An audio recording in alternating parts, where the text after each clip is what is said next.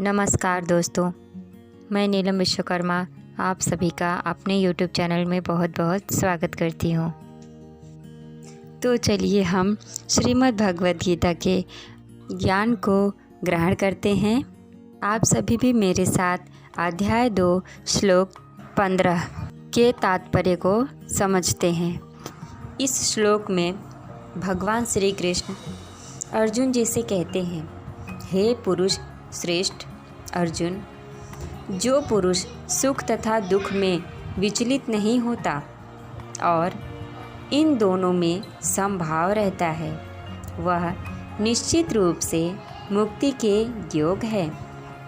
इसका तात्पर्य यह है कि जो व्यक्ति आत्म साक्षात्कार की उच्च अवस्था प्राप्त करने के लिए दृढ़ प्रतिज्ञ है और सुख तथा दुख के प्रहारों को समभाव से सह सकता है, वह निश्चित ही मुक्ति के योग है। वर्णाश्रम धर्म में चौथी अवस्था अर्थात संन्यास आश्रम कष्ट साध्य अवस्था है, किंतु जो अपने जीवन को सचमुच पूर्ण बनाना चाहता है, वह समस्त कठिनाइयों के होते हुए भी संन्यास आश्रम अवश्य ग्रहण करता है।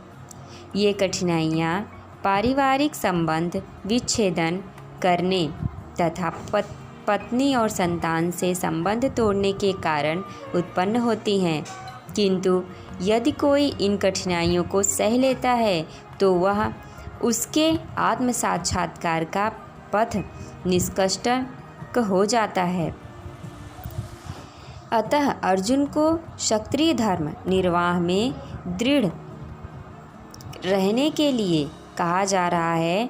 भले ही स्वजनों या अन्य प्रिय व्यक्तियों के साथ युद्ध करना कितना ही दुष्कर क्यों न हो, भगवान चैतन्य ने 24 वर्ष की अवस्था में ही संन्यास ग्रहण कर लिया था।